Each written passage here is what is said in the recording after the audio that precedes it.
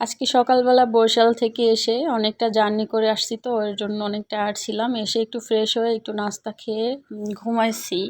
আর দুদিন আমার ঠিকমতো ঘুম হয়নি, এর জন্য চোখে অনেক ঘুম ছিল। একদম মাগরিবের আজানের সময় ঘুম থেকে উঠেছি। তো বাসায় বাজার করতে হবে, এর জন্য আর সবজি নিতে হবে, সবজি নাই কোনো।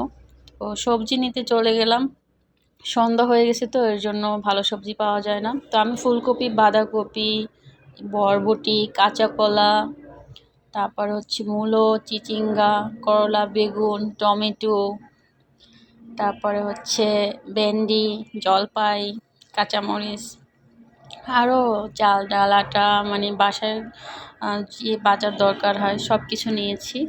আর 1 কিলো জলপাই নিয়েছি। জলপাই দিয়ে আমি ডাল রান্না করি। তো জলপাইটা এমনিতে খাওয়া হয় না, ডাল দিয়ে অনেক মজা হয় খেতে, এর জন্য জলপাই নিয়েছি। আর সবজিগুলো এনে আমি একদম সুন্দর করে ফ্রেশ করে ধুয়ে ওয়াশ করে এখানে সিঙ্কের উপর রেখে দিয়েছি। পানিটা ঝরে যাবে, একদম শুকিয়ে যাবে, তারপর আমি ফ্রিজে রেখে দেব। আমি সবসময় এভাবেই সবজি, ডিম এগুলো সব ধুয়ে রেখে দিই। তারপরে হচ্ছে পানি ঝরে তারপর ফ্রিজে রাখি। ডিমগুলোও আমি ধুয়ে রাখছি একটু আগে।